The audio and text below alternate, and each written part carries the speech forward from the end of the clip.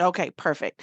So my name is Shanna Johnson. I am the Assistant Director of Academic Advising in the College of Health and Human Development. That is a new position that's here on campus, so you'll probably be hearing a lot of people introducing themselves because every college has an Assistant Director of Academic Advising.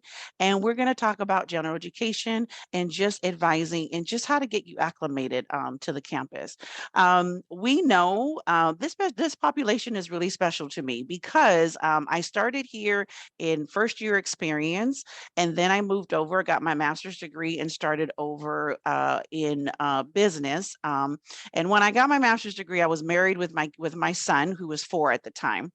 And then I decided to, after business, I said, I'd like to grow in my professional career. And then I moved over to the Academic Advising Center. And now I'm here in this position as the Assistant Director of Academic Advising. So when I was in the Academic Advising Center, my job was to create programming for transfer students. So I absolutely love this population. I think your experiences, your strength, the things that you have been through, and on top of this, supporting. So when Laura and Andrea came, well, actually Laura first, because Andrea joined our team a little bit later, but Laura and I hooked up first, and I was like, I'm in. Let me know whatever you need. The program was just starting. And she was like, well, and I'm like, you let me know whatever you need. I'll support you in any kind of way because I know that you're not here to waste time. You got things you got to do. And all of these pictures in some degree, right, can kind of express how you are feeling, right? This could be for your down at the bottom on the left, right? I love this picture because this little girl will never forget her mom getting a degree. And some of you are in that position. In the middle there, right, trying to navigate through work and life and coming through, coming to school. This picture on the top right, this is actually my niece and my grandniece, right?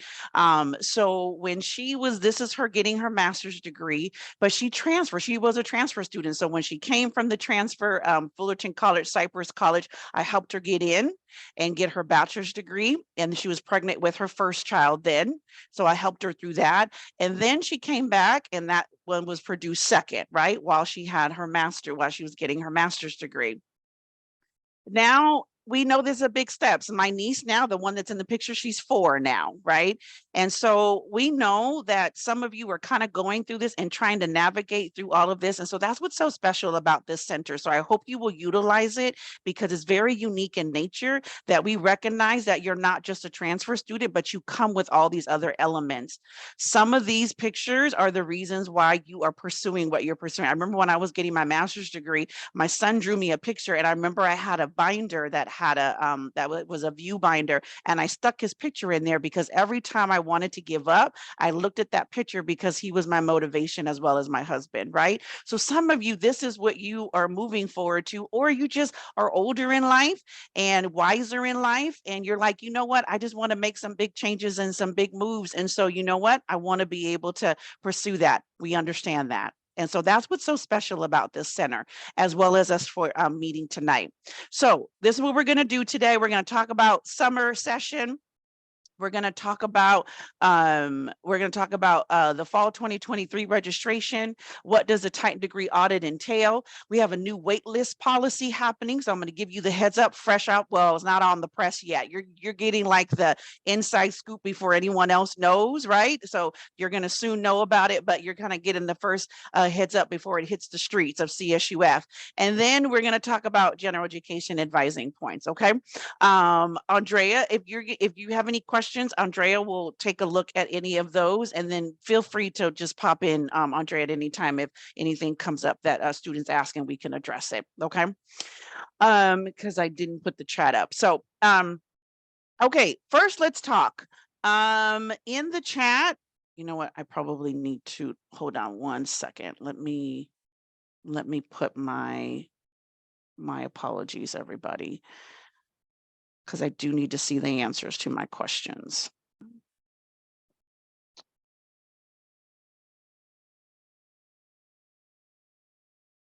Okay, sorry about that. Let me get it together here. Okay.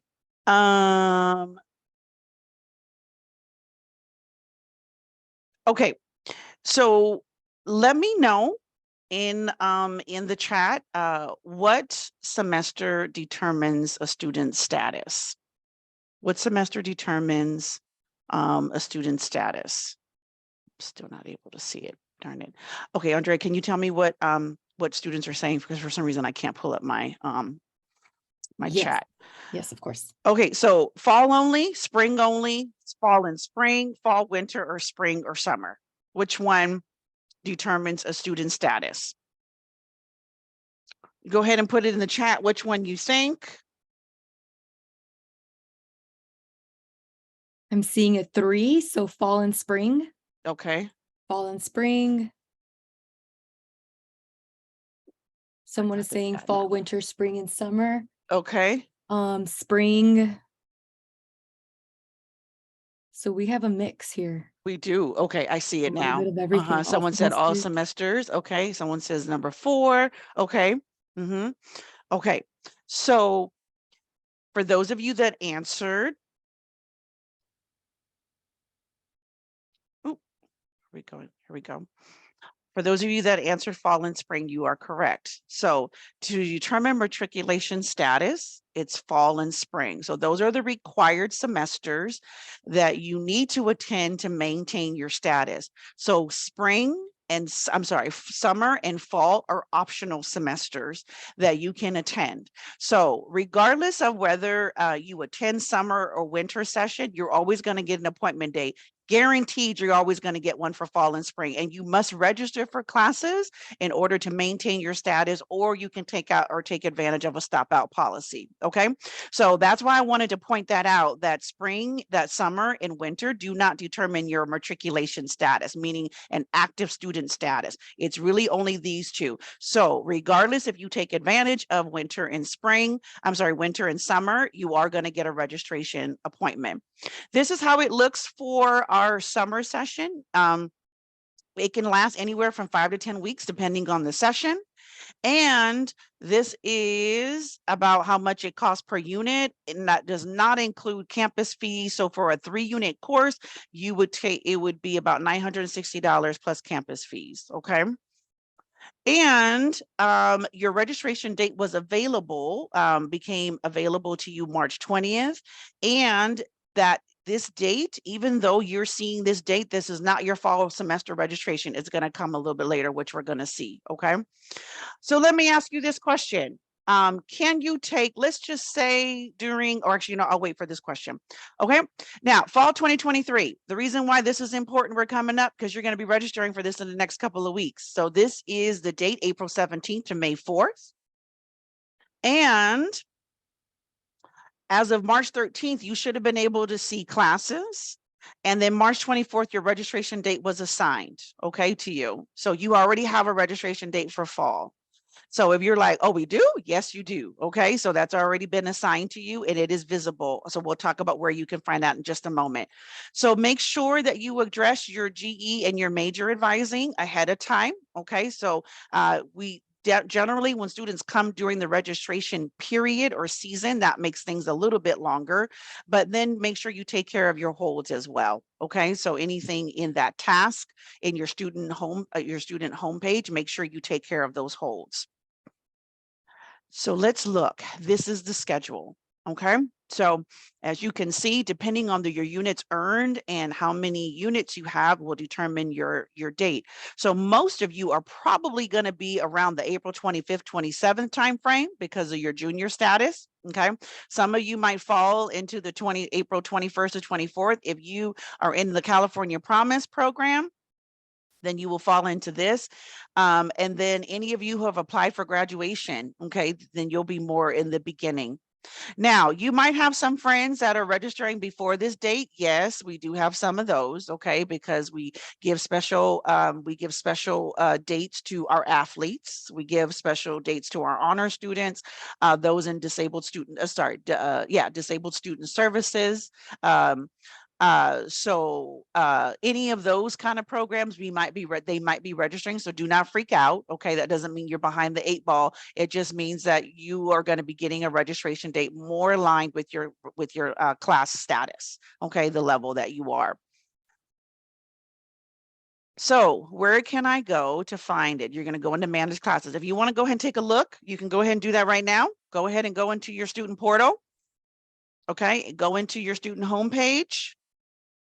And under manage classes, you're going to see two of these here. Okay, under it, when you click on enrollment appointments, okay, you're going to see both of these for spring, and then you're going to see it for fall. And then when you click on it, this is when you would click on the fall 2023, you would see your registration date. So this one here is, this is a junior, this is in the junior status here. So that means at 7:30, if this was my appointment time, I'd be able to register. Check out how long it's open until. When do you think this date is? September 5th. When is this date? When do you think this date falls under? September 5th. What semester are we in? Do you think by that time? You can go ahead and put it in the chat. Anybody have an idea? Yes, exactly. Thank you, Vivian, Patricia. Yes, and Roger, that's the fall. So that's the second week of the fall. So if something happens and you got to make changes to your schedule, you can do that all the way from the time your appointment date opens on April 27th or whatever that date is, all the way into the second week of the semester. Okay. So don't feel like you're locked into those times, because if something happens, because we know life is going to continue to happen, then you can go ahead and make changes. So when you see that second date, okay, it's right now. If you still wanted to do summer, you could. You'd have all the way up until July 7th to be able to do registration for that. Okay, there are deadlines in between there, but summer starts a little bit sooner than that, right? Because it's I believe summer starts May 30th. So you definitely want to make sure, depending on the session, that'll determine if you're eligible to take a summer course. Okay. So we know register what semesters, right, or determine our matriculation status. We're always going to be given a summer and a winter registration date. Now you know how to find your fall 2023 registration date. Put it in your calendar. Okay, classes are viewable, so you can put them in your cart right now, so you can look. You don't have to wait into your appointment time to be able to get those classes. You can look at it right now. Okay, the classes if you want to take, and then put them in your cart. All right. Okay. So major advisors. So this is what I was just talking about. We're kind of doing a restructure, okay? And we're slowly but surely getting what we call our success center teams together and build it up. So to be able to support you in GE and depending on how the major advising is done within your college, building that up as well and getting that solid. So these first sets of colleges that I'm going to put on the screen here, if you belong to this college, then you will get your GE advising and your major advising within your college in the success team, right? So if you're part of College of the Arts, you're going to have major advisors talk to you about your art major courses, and then your College of the Arts success team will talk to you about your GEs. Okay. I will put these links. I already have them, so I will put them in the chat. Shanna, we have a student that asked, what if they graduated in the fall? What if you graduated in the fall? And so what is the question? You graduated in the fall, and so what's your question? That's what they wrote in the chat. Could you Yes. clarify on what you were referring to when you asked that question, please? Yes. Yeah. That would be super helpful right there. Okay. So here is, oh, okay. That's a great question. Okay. So they were asking, if I graduated in the fall, can I take classes in the summer? Yes, you can, but not as a matriculated Titan though. So you'll be going to Open University as a community member versus as a student, as a Cal State Fullerton student. So if you want to be able, it's a different fee structure in a different way that you're able to take classes. It's totally different. So you'd have to talk to someone in Open University to be able to take classes. But if you remain here, okay, if you remain here as a CSUF student, then you would just follow like a CSUF Titan and take classes in the summer.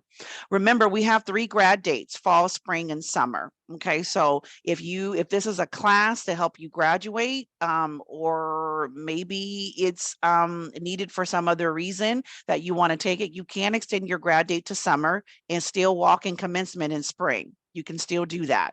Okay, so I don't know all the details of that, but I would want to have a more thorough conversation with you to ensure that we're, that I'm giving you like the proper, the proper advice. Yeah, we definitely talk to your major advisor about that just to get clarity. Okay, but that's a great question. Thank you for that question. Okay, so I did put these links that I have here on the screen. I did put them in the chat. So you're going to go to your major departments of your College of the Arts, College of Communications, College of Engineering and Computer Science, or College of Natural Science and Mathematics. You're going to go to your success team and your major advising to get your GE and your major. Okay, so that's how it's working right now for those in this college. For those that are in For those of you that are in the College of Business and Economics, the College of Health and Human Development, which is my college, and the College of Humanities and Social Sciences, then what you will do is you can still go to your major advising department, but then we're also going to have you get support, because as we're continuing to build up our teams to get it fully staffed. You're going to also go to the Academic Advising Center for the GE. Okay, so we're still building that up. Some of us can do GE advising, but we're recommending that that you definitely have another resource as well as Academic Advising Center, which will be my next slide. I'll show you where that is. Okay, so if your College of Business and Economics,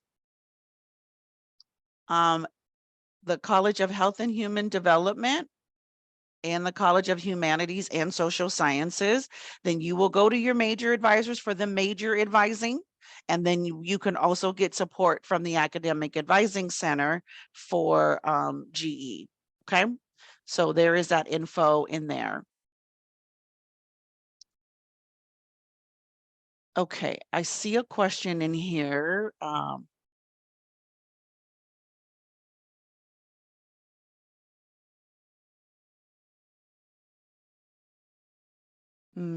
Janish, okay. Let me think about that question, because that's a little bit, hold on one second. I see that. Thank you, Andrea. I noticed, can you do the other one? Did I do the other one too? Thank you, appreciate that. Let me get back to you, Janish, on your question, because there's some pieces in that we, because of your, with your status and being international student, typically students are allowed up to 18 units to take in a semester.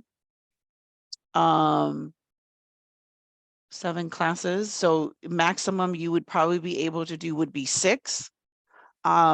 You can petition to do more, but those petitions do not get considered or even thought of until a week before the semester starts, because we're an impacted campus. So we do not take those what we call excess units attempts until like a week before the semester starts. So in this case, there's a little bit more factors we'd have to talk about to see if that's even possible for you to do. So International Student Services, Andrea, can you look that up? International Student Services, and then put that in the link in the chat, I mean. Okay, so that I encourage you to speak to an advisor there to see if that's possible, if you can actually take that many units, number one. And then if so, the maximum students can do is 18, so that already puts you at 21 units right there. Okay, so that puts you above that. So it would have to be some extra work, but we can definitely talk about that a little bit more, because that sounds a little bit more on the that we probably need to get some. So Andrea put the link in the chat for you. Okay, so definitely talk with an advisor in the International Student Services on that one.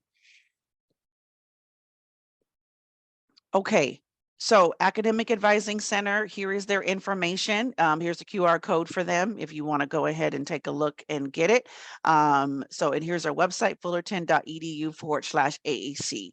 Okay, and they actually have on their actual website, they have where which majors are going for GE advising, and then which ones they support, just to bring clarity to this as well. Okay. So that's where we are with our advising for general education and the major. So if there's any confusion with that, just go ahead and just check with your major advisors, and then they would be able to give you a little bit more clarity on that as well. Any questions so far? You're welcome. Any questions so far on what we've discussed and what I've mentioned?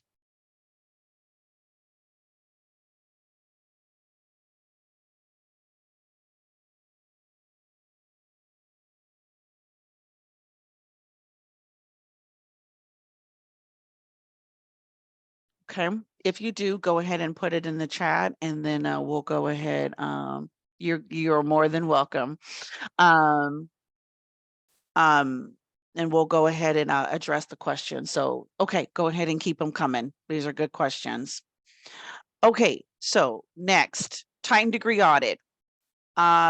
These are the 3 ways that you can pull it up. So you should never be walking around with an outdated audit. So first way is you can pull it up on the tiles, that very first part on your portal, the tiles, Titan degree audit. The second is the Titan Online widget, okay, which usually is like in the middle of your portal on the home page, okay? So there's Titan degree audit, you'll scroll down here.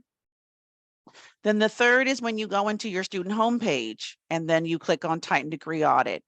This is what we will use with you when we're doing your advising. Any advisor on campus is going to use your Titan degree audit to be able to let you know what you need to do to complete your degree requirements. And why is this important? Because it is your official grad check.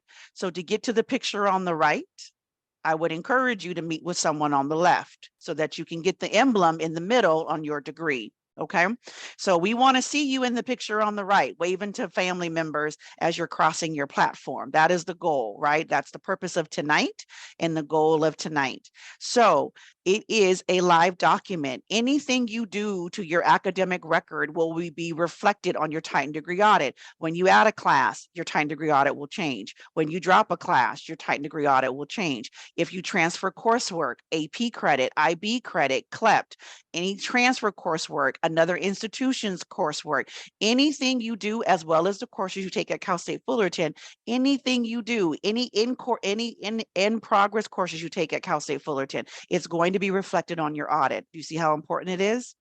Okay, so, and this is what the grad check unit, the grad unit is going to use to determine, can I issue your degree with the emblem in the middle? Okay, so that's why this is important. Okay, so she actually blocked her portal. Okay, can you find Andrea? Someone accidentally blocked their portal. So what you would do is do this, go to the help desk. We have a student one. So if you could do the help desk under student and then put that info in there. There should be a page where it has the number, the email, as well as their location. I would recommend that you call. Okay, it's call them, and then they can help you walk through it to unblock it. So anytime you have any IT issues, IT issues, like you need a Canvas help, you need I can't find my CWID, or I need to do X, Y, and Z through the portal, we have specifically a student IT center for you. Okay, so that's where you would want to go. Okay, so IT. They should be able to help you unblock it. Okay, IT should be able to help you unblock it. Okay, so official grad check, the grad unit is going to use this document to be able to do that. All right, to see if you're ready to graduate. So as we're looking at the Titan degree audit, this is super important, and I need you to pay attention, because this is, I think, messes up students quite a bit, is this thing called catalog year. We literally have 4 GE patterns based on catalog year.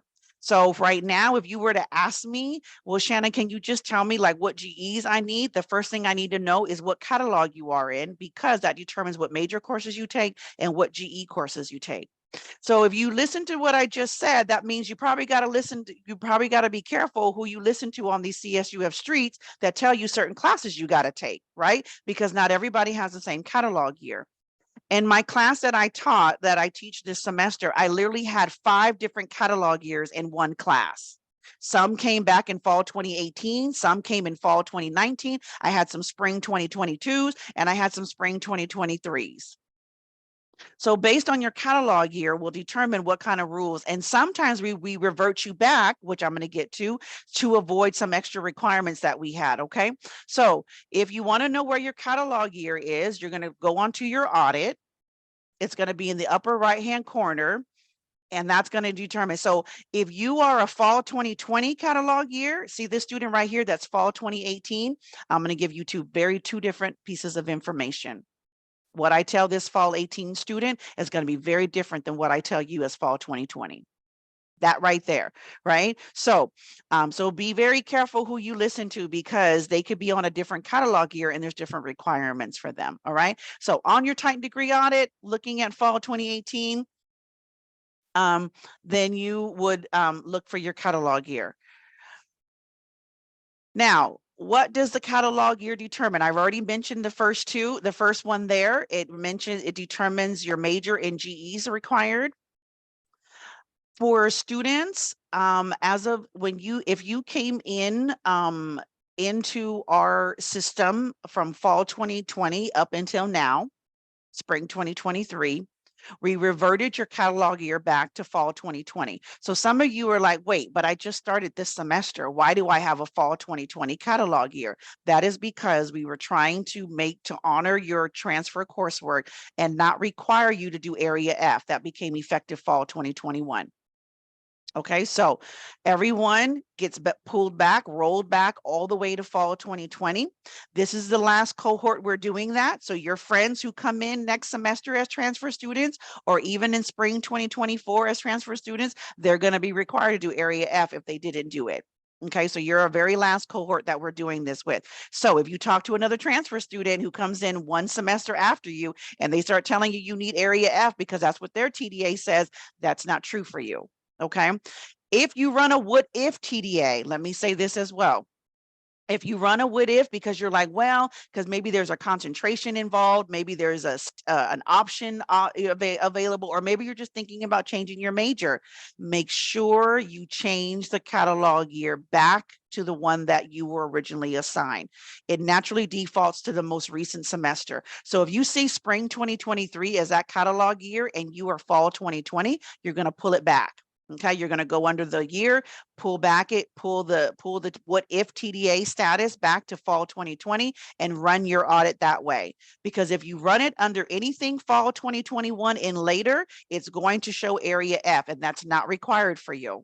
Okay, for my students that are in the room that came in here fall 2020 to fall 2023, spring 2023, we rolled you back. Okay, so that's a key thing. Make sure you stay within the same catalog year. I already mentioned number 3. I already mentioned number 4. Okay, be careful who you listen to and get advising. And any questions that you have, just come meet with us. Okay, and we'll be happy to clear it up. All right. On your audit, if you're looking at your audit, I want you to go to this area that says final evaluation status. Some might say final review of transfer credits. They're kind of changing the verbiage on that. So we either will say like final review of transfer credits, or it might say final evaluation status. If it says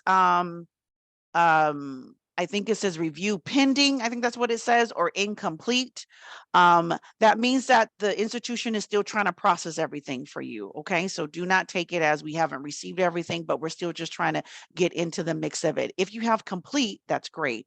Okay, or review completed. I think that's what it says, review completed or complete. Then that means everything that you transferred over to us, we have received. So that lets me know as an advisor or someone who's reviewing your TDA that whatever I see in front of you for the most part should be pretty accurate. Okay. We try to be perfect in CSU land, but we do make mistakes. Okay. But or things are not properly, up to date as they should be, but we try our best to be perfect in what we put on there. So if something seems off and you're like, I could have sworn I did something for that area, come talk to us, okay?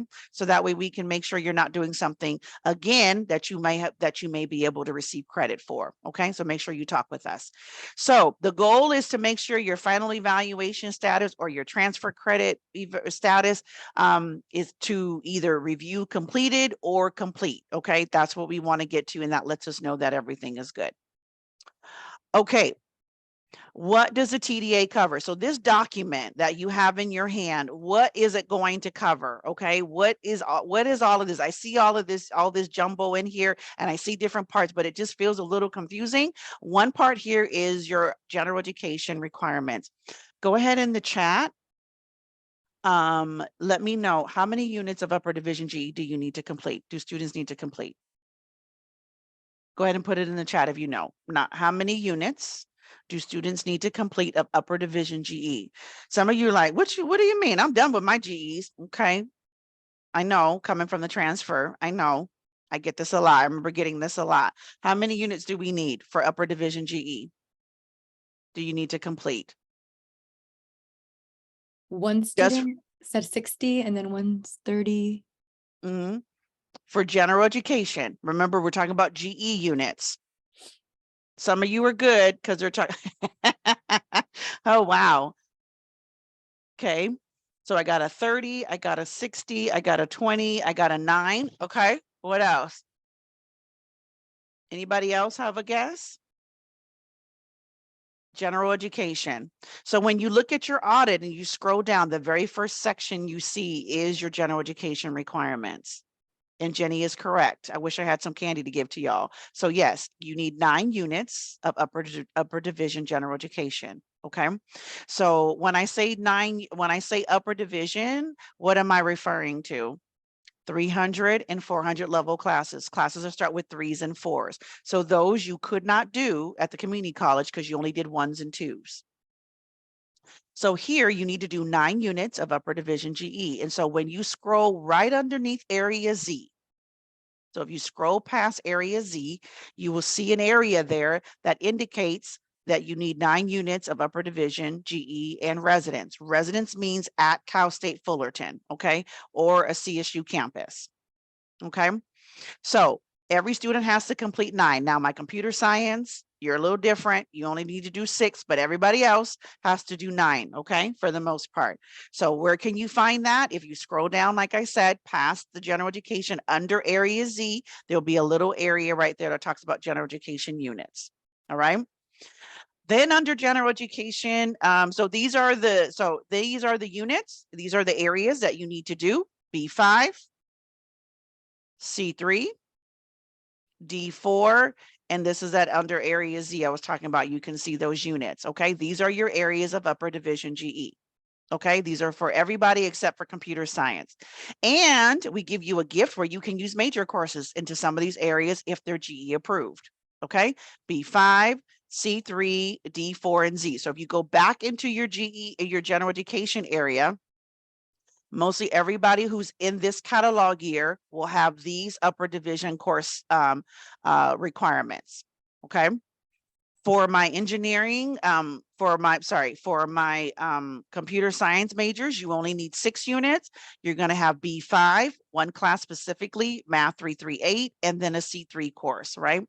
And then Z if needed, because you need to overlap 1 class with C3, right?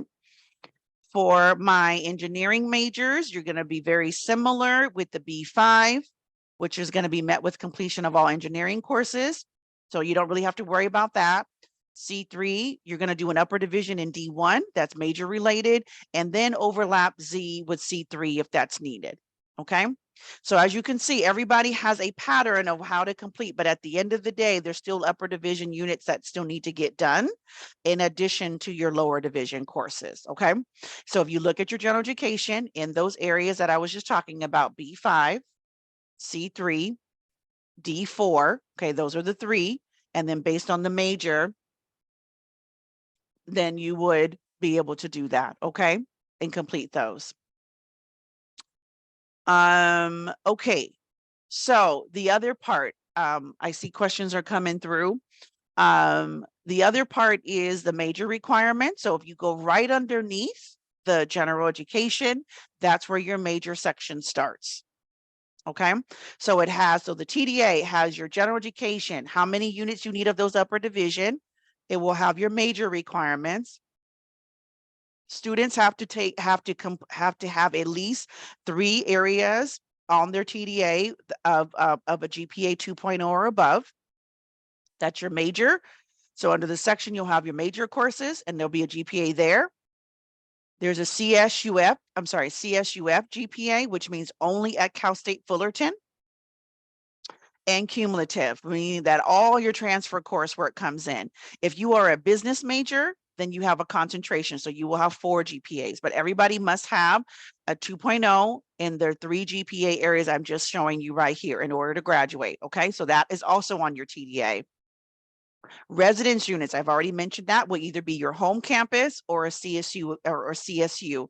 So sometimes you'll have residence, meaning that the major courses, they want a certain number of units to be taken at Cal State Fullerton or at a CSU. So there's residence. And then the upper division, some of you hit this number or we're close to it, meaning the overall number of upper division. Out of the 120, 40 have to be upper division, meaning 300 and 400 level courses, or, okay, 300 or 400 level. And the most, number 5, I really want you to pay attention to. I want you to scroll down just before the list of courses that you have and right before the GPA of your cumulative GPA is this cumulative number of units applied towards degree. And it'll say a minimum 120 or 132 if you're getting a bachelor's of fine arts. This is the magic number. You have to get to 120. Okay, it determines, this is the number that determines whether you get your cap and gown or not, or your degree in the mail. Okay, so everybody has to do 120 units minimum. You can go over, you just can't be under, or 132 for a bachelor's of fine arts. You can go over, you just can't be under. Okay, so as you can see, your TDA is a very robust document, right? It literally has everything you need in order to get your degree. Everything. Pretty much all the pieces. You just got to work with someone to make sure that you're looking at it correctly and you're hitting all of these points. Okay, there's other parts into it because there's other majors require different things, but these are just like the nuts and bolts of it. Okay, for the bigger picture of what it actually is. Okay, I see some questions. Okay, so someone mentioned, okay, so you're a comm major. Okay, that's within the class. That's awesome. Yes. Okay. Great question, Josue. So they said, hey, I noticed that there's this class in my collateral that also can fulfill GE that's falling into one of the areas of B5. Can it do both? Yes, it can. It absolutely can. Any major course, minor course, a course for a minor, if it is GE approved, then it can also fulfill the GE requirement and that whatever that requirement is. Yes, it absolutely can do both. Good question. So anytime you're seeing both in those GE areas, because sometimes in the C3, the arts or humanities, you can see some arts or any of those humanities type courses. Or if that's your major, you might see some classes that you can meet with the major. And the social sciences, same thing. Okay, there are some classes that you could possibly meet. That's why it's good to talk with an advisor to see if there's any classes from your major that could also fulfill those GE areas, those upper divisions. Okay, so that you're efficiently moving through. Good. So the earned units, it's pretty much the same. So the earned units are going to be listed under the under the area where you're going to get your degree unit. So where it says, if it says 70 units earned or 85 units earned, that's the same thing as the cumulative number of units applied towards your degree. It's the same thing.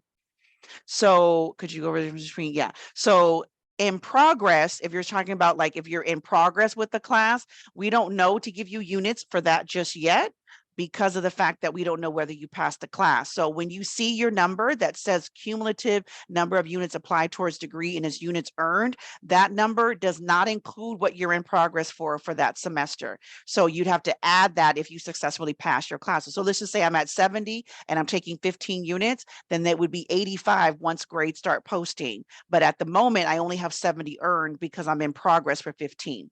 Does that make sense? So earned and in progress can be the same as long as grades are posted, right? But it's pretty much earned units are what we're using to show if you've met the 120 or not.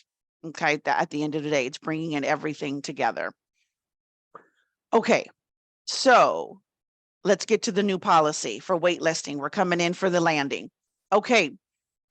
So let me give you the scenario. Okay, I wish I could see all of you because I just want to see your expressions, because I told my class this yesterday and their face expressions, I'm pretty sure are going to be very similar to what you will be feeling, but let's work through it. Okay. And you can put your comments in the chat and we'll work through this, because remember, I was a student here too, way back in the day. So I'm an alumni here. So I get it. The one thing I don't like to waste is time and money. So I get where some of you might be thinking about that as I tell you about this new policy. Okay, so how did our wait list work before? Okay, so this new wait list policy is going to come into effect this fall 2023 registration season, which we're about to encounter in later part of April. So if a student is enrolled in one section of a class, okay, but they're waitlisted for another section of the class, the registration system will skip the student if a spot becomes open in that class, because the system cannot register a student twice. So that means that if I'm, so that is how our wait list system worked. Like it works like a true wait list. Like you could only be enrolled in a class or you wait list for that class. If you're waitlisted for the class and you're also enrolled in a different section, the system will skip a student. It won't allow you to move off the wait list. So let me give you an example of what I mean. This might help kind of clear it up a little bit. Okay. So let's say Shanna, that's myself. I'm enrolled in Art 300, Section 5, okay?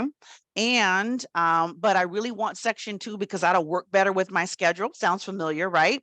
So I decided to wait list for Section number 2 on Art 300, and I'm number 1 on the wait list. Yes, I'm pretty sure maybe someone will drop. So I think my odds are pretty good getting in the class. Even if it's full, I think I'm pretty good. But let's say Jim only wait list for Section 2 of Art 300, is not enrolled in any other section of Art 300, and they're number 2 on the wait list. Okay, so this is a scenario, right? So I'm enrolled in Section 5, but I really would prefer Section 2, so I put myself on the wait list, but I'm number 1. Jim doesn't enroll in a section. He just puts himself on the wait list for Art 300, okay? What's going to happen? A spot opens up. Guess what's going to happen? Jim's going to get in the class. I'm going to get skipped because I'm enrolled in the class. So, and Jim and I do not even get notified about this. Okay, so Jim's going to skip me and be able to get into the class. I know it's kind of rough, right? You're like, wait, what? Like, so, because I know some of you come from community colleges where you were notified and you were able to make the choice between the two. Like you would get notified, hey, this class just opened up. Please let us know if you want to be able to register for that class. Give us, some tips, or I'm sorry, contact us within this certain amount of time and then let us know. Yeah, we're not there. I know we should be 21st century. I got you. I feel you. I hear you. I hear you. I don't see you, but I hear you. Okay. So I know that that's probably what you're thinking, but we're not there. So what's the new policy? Okay. So here's the new waitlist policy that's going to be effective. You're going to get a letter soon or email soon. Okay. Around April 10th. I think that's what it was dated, but you're going to get it soon. Here are the parameters of our new waitlist policy that you're going to get up to 8 units to be able to waitlist. You can only wait list for one section of the same course, and check out number 3. If you are enrolled in the class of a section that you want to wait list for, you must first drop that class and then put yourself on the wait list. You can only do one or the other. You cannot do both anymore. Okay, so you either got a wait list and take the risk, cross our fingers, and do everything else that we do to hope that we can get into the class, or you just risk it and take the professor and go with the class because you got the spot. I know. Some students said, I don't like that. I know, I get it. He's like, I don't like this at all. I go, I get it. Some said, so for these major courses, can I take them out of community college? Let me ask you that question. Can you take major courses at community college at this level that you're at? And I know Laura's giving it away. So she's hinted at you. So thank Laura. She's giving it away for you. She shook her head. No, you cannot. Right. And why can you not take classes at the community college? Go ahead and put it in the chat. Why can't you? Why can't you take your classes at the community college at this point in your academic journey? I'm gonna go ahead and wait for you to put it in the chat.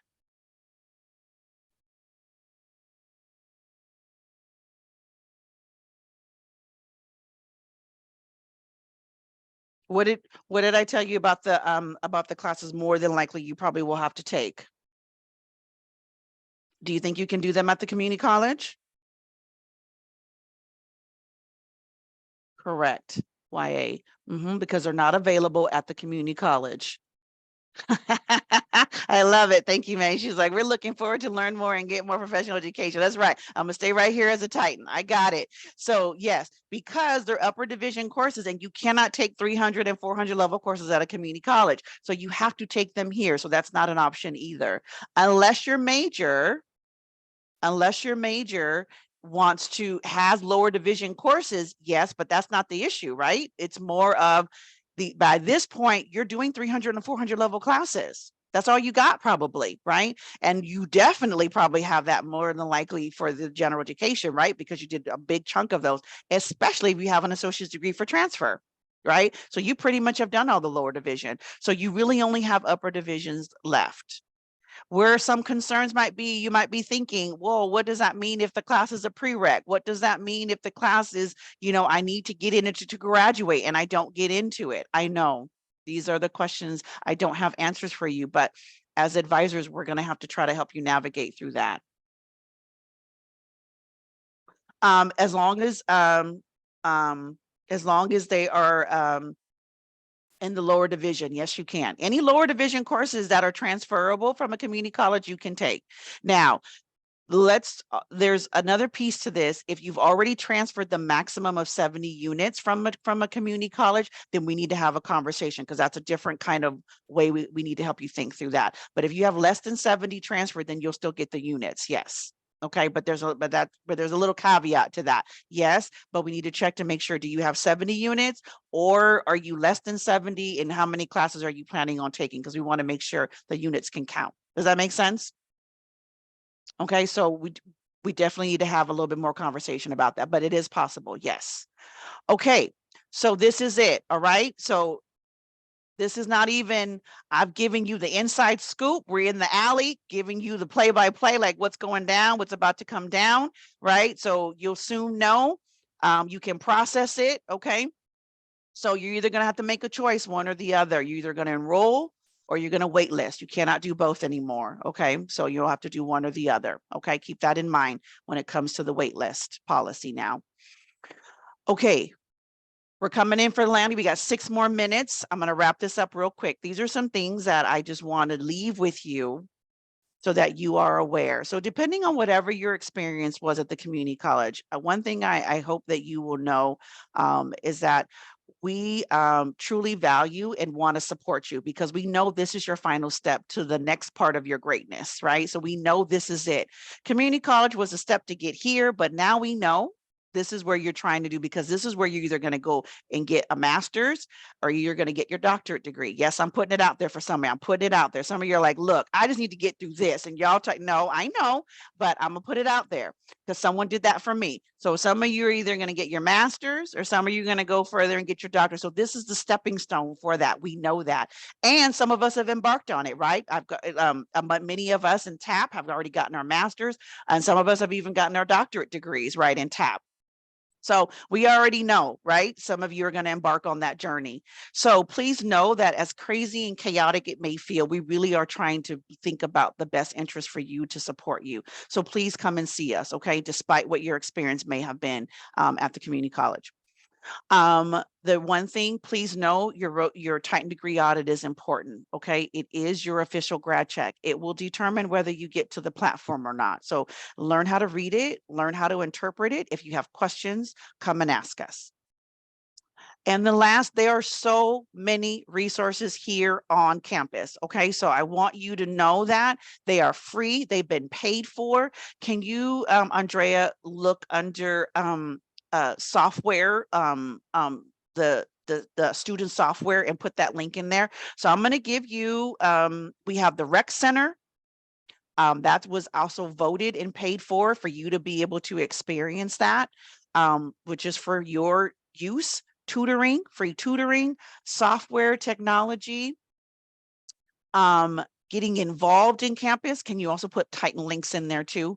Titan Links is what we use to find campus organizations. Like we have archery, salsa dancing, ethnic studies, ethnic like cultural type clubs on campus, if that's where you want to find your niche in your community, right? So there are so many things that that are here for your disposal, that I hope that you will take advantage, even in the midst of everything going on with you. Okay, that there's a lot, especially these the software that Andrea is going to get there in a moment.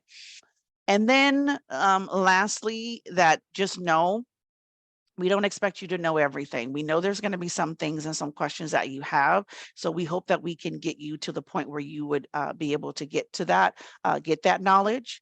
We know life doesn't stop just because you're a college student. It's going to keep happening. So when you hit those crisis points, come talk to us or reach out to us. I'm pretty sure there's probably nothing we haven't heard or we haven't helped a student through, even in a situation with our students who are in TAP. And use us to help navigate through those tough situations. Y'all are resilient, especially coming after the pandemic and everything that goes with that.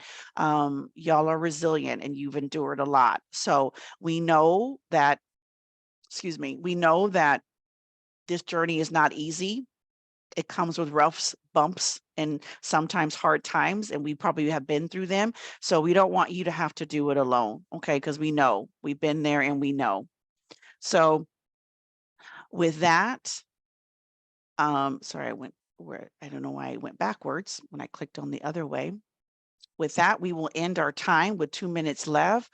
So I hope that this was super helpful. I hope that it answered some questions and kind of gave you an idea of what you can look forward to and when it comes to our advising, how we are here to support you, and all the things that we hope that we can share with you to help you have a successful time here.